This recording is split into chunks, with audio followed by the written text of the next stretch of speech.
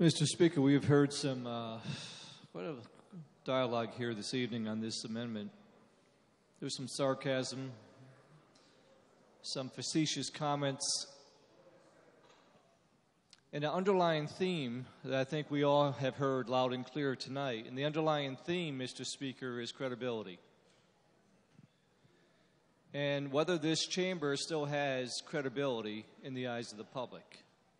And I would submit to you and anyone listening that we have lost that credibility.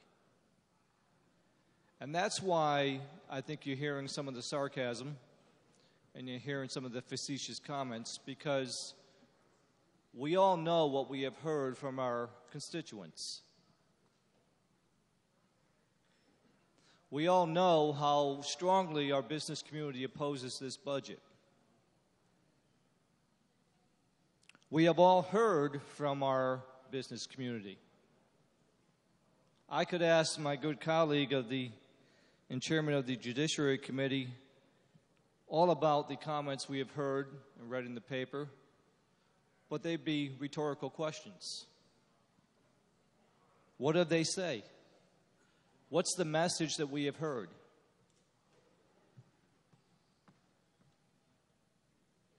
The message that we have heard is, do not raise our taxes. The message that we have heard loud and strong is, do not pass this budget. Now, we left here June 3rd. We're back here tonight. I don't know how many days that is, but it's enough. Where an attempt could have been made, and I guess there was an attempt made to make the budget a little bit better. And I'll submit to you that that attempt has failed, because all we are doing here when we implement this budget is pass the tax down the road. It doesn't go away. It's just businesses you'll be taxed next year as opposed to right now, as opposed to going backwards. So I guess it made it a little bit better in that regard, but the underlying theme of stop taxing us, stop overregulating us, stop getting in our way of doing business has not been heard.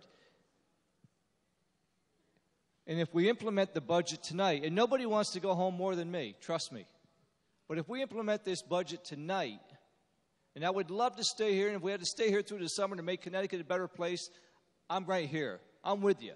But we weren't asked to be part of that process. So we're here tonight to express our displeasure with what's been presented to us through this amendment, and I suspect the underlying bill when we get to it. But if we really want to do something, as my colleagues have indicated, we have a chance. It's not too late. I'm willing to stay here. I'm willing to come back. I'm willing to make it right. But to do that, we'd have to say no to this implementer. We'd have to say no to the increase in taxes. We'd have to let our businesses actually be heard, as opposed to creating a commission with the curious and dubious distinction of maybe we'll listen to them, maybe we will not. You know, it kind of reminds me of Mr. Speaker, the Special Transportation Fund. That's what I was thinking of while this dialogue was going on. You know, we had this great Special Transportation Fund that was supposed to use the money to repair our bridges and our roads and our infrastructure. I've been here 5 years. Every single year that I've been here, this chamber has raided that fund to balance the budget. That's why we lack credibility. That's why people look us in the eye and say, what are you doing? And I can't answer them. I shake my head along with them. I don't know.